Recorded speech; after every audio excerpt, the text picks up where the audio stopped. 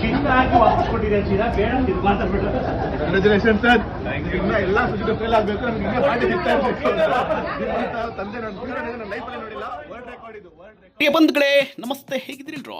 ಅಬ್ಬಬ್ಬ, ಅದೇನ್ ಲುಕ್, ಅದೇನ್ ಸ್ಟೈಲ್, ನಗಮುಗದ ರಾಜಕುಮಾರ, ಕಣ್ಣಲ್ಲಿ ಕೂಲಿಂಗ್ ಗ್ಲಾಸ್, ಬ್ರಾಂಡೆಡ್ ಡ್ರೆಸ್. ಯಾವಾಗಲೂ ನನ್ನ ಬಳಿ ಅಷ್ಟು ಕೋಟಿ ಇದೆ, ಇಷ್ಟು ಲಕ್ಷ ಇದೆ, ನಾನು ಇಷ್ಟು ಖರ್ಚು ಮಾಡಿದ್ದೆ ಎನ್ನುತ್ತಾ ಸಖತ್ ಪೋಸ್ ಕೊಡುವ ಡಾಕ್ ಸತೀಶ್ ಈಗ ಮತ್ತೆ ಸುದ್ದಿಯಲ್ಲಿದ್ದಾರೆ. ಮಗ ಪರೀಕ್ಷೆಯಲ್ಲಿ ಫೇಲ್ ಆಗಿದ್ದಕ್ಕೆ ಅದ್ದೂರಿ ಪಾರ್ಟಿ ಕೊಟ್ಟಿದ್ದಾರೆ. ಬೆಂಗಳೂರಿನ ಶ್ವಾನ ಪ್ರೇಮಿ ಎಸ್ ಸತೀಶ್ ಬಿಗ್ ಬಾಸ್ಗೆ ಹೋಗಿ ಫೇಮಸ್ ಆಗಿದ್ರು. ಇವರು ಕೋಟಿ ಕೋಟಿ ಬೆಲೆಯ ಶ್ವಾನಗಳ ಒಡೆಯ ಅಂತ ಹೇಳಿಕೊಳ್ಳುತ್ತಲೇ ಫೇಮಸ್ ಆದವರು.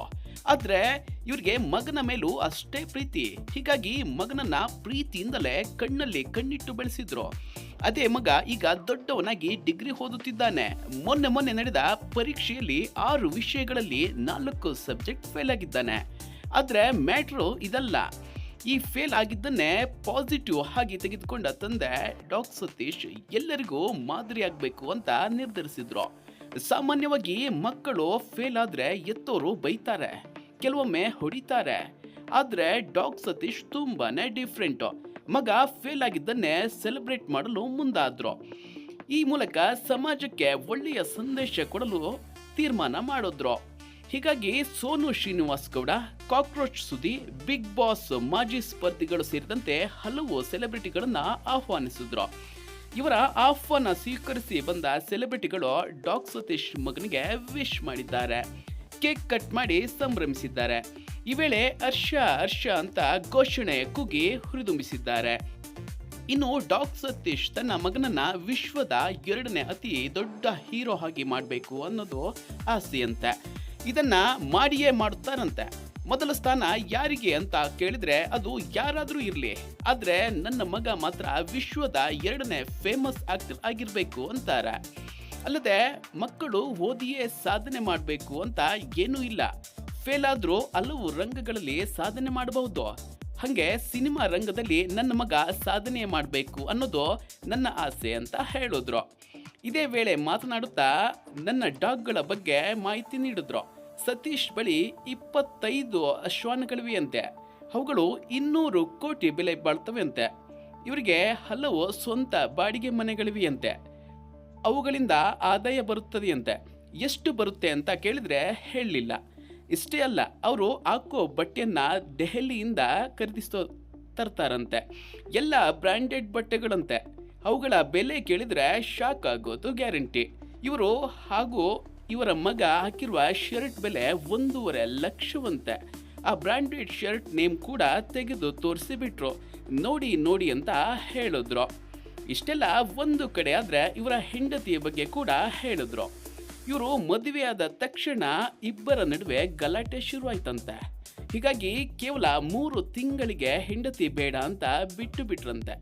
ಆದ್ರೆ ಅಷ್ಟರಲ್ಲಿ ಹೆಂಡತಿ ಪ್ರೆಗ್ನೆಂಟ್ ಆಗಿದ್ರಿಂದ ಹೀಗಾಗಿ ಮಗು ಜನಿಸಿದ ಮೇಲೆ ಮಗ ಹರ್ಷನನ್ನು ಇವರೇ ಕರೆದುಕೊಂಡು ಬಂದು ಸಾಕಿದ್ರಂತೆ. ಆದ್ರೆ ಹೆಂಡತಿ ಮಾತ್ರ ನನಗೆ 3 ಕೋಟಿ ಹಣ ಬೇಕು, 3 ಫ್ಲಾಟ್ ಬೇಕು ಅಂತ ಕೇಳಿದ್ರಂತೆ. ಇದರಿಂದ ಬೇಸರಗೊಂಡಂತ ಸತೀಶ್ ಹೆಂಡತಿ ಬೇಡವೇ ಬೇಡ ಅಂತ ನಿರ್ಧರಿಸಿದ್ರಂತೆ. ಇನ್ನೊಂದು ಮದುವೆ ಆಗೋ ಯೋಚನೆ ಕೂಡ ಮಾಡಲೇ ಇಲ್ವಂತೆ.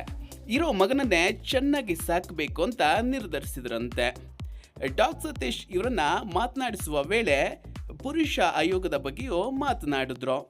ನಾವು ಈ ರೀತಿ ಪುರುಷ ಆಯೋಗ ಮಾಡಿದ್ದೇವೆ ಎಂದು ಹೇಳಿದಾಗ, ಇದು ಒಳ್ಳೆಯ ವಿಷಯ ಮಾಡಿ, ನನ್ನ ಬಳಿ ಖಂಡಿತವಾಗಿಯೂ ಬೆಂಬಲ ಕೊಡ್ತೇನೆ ಅಂತ ಹೇಳಿದ್ರು.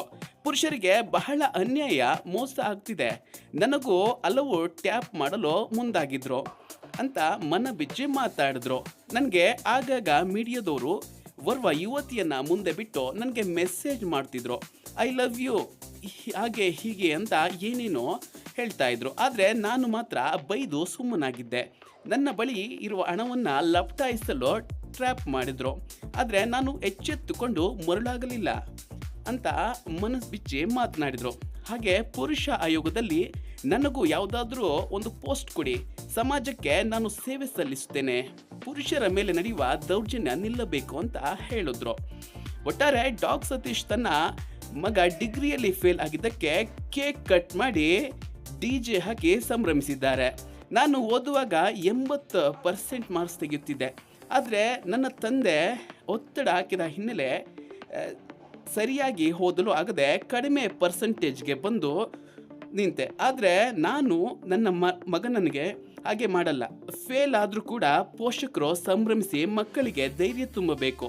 ಹೀಗಾಗಿ ಸೆಲೆಬ್ರೇಷನ್ ಮಾಡ್ತಾ ಇದ್ದೇನೆ ಅಂತ ಬಹಿರಂಗವಾಗಿ ಹೇಳಿಕೊಂಡ್ರು.